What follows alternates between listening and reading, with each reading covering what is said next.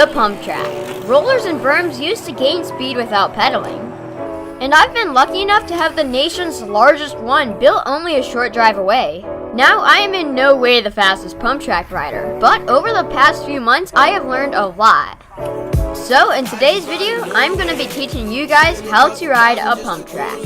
Let's get into it. For a mountain biker, a pump track is amazing.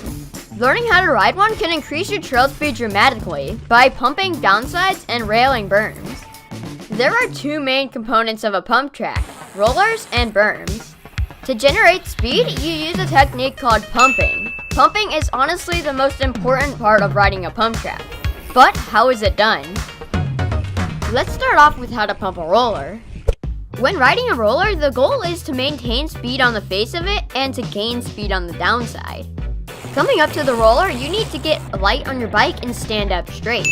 Doing so will help you maintain speed going up the face of the roller. As your front tire reaches the crest, you need to get heavy on the front end of the bike and push down. As your rear wheel approaches the crest, you need to put pressure through your pedals. Get heavy on your legs and push through the downside of the roller. Another extremely important part about a pump track is the berms. Now I have some tips to help you ride berms better and even gain speed from them. First, some tips that every rider should know.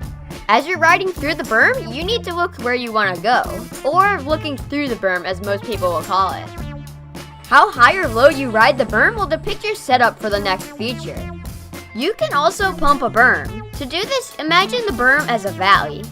As you come into the berm, you need to push through it, sort of just like pumping the downside of the roller. As you reach the second side, you need to stand up straight and spring out of the berm. Now, these are all just the basics of how to ride a berm. So, for a more in-depth tutorial, you can check out Skills with Phil's video, which I'll link in the description. Now, what bike you bring to the pump track is also extremely important. BMX bikes and dirt jumpers are your two best options. With no rear suspension, shorter wheelbase, and smaller wheels, these things can fly. Now, which one is faster is personal preference. If you have a mountain biking background, you'll probably feel more comfortable on a dirt jumper. Bigger wheels and a more roomy frame make this feel almost more like a mountain bike. While on the other hand, a BMX can be nimble and fast, the 20-inch wheels and short wheelbase make it pretty sketchy for a mountain biker. But what should you do when you don't have one of those?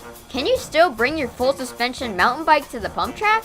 Well, the answer is yes, because there's nothing stopping you. But let's do some timed runs to see how much benefit you actually get from a dirt jumper.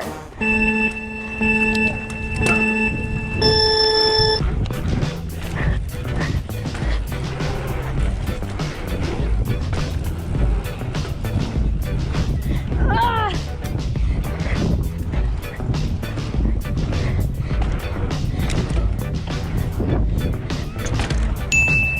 18 seconds. Let's see how much faster I can get on my dirt jumper.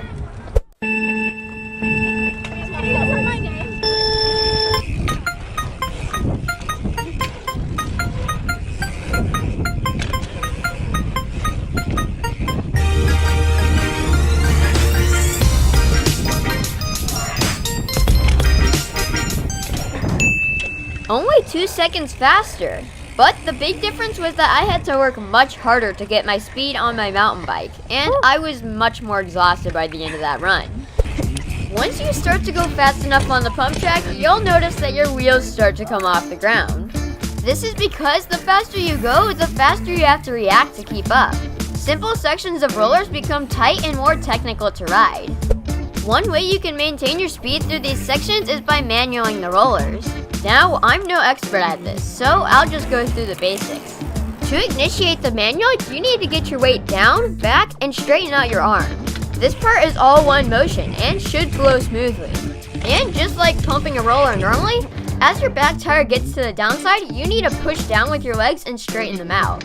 Your body should be almost level the entire time, almost as if your bike is just floating underneath you. Your front wheel should drop right as it gets to the downside of the next roller.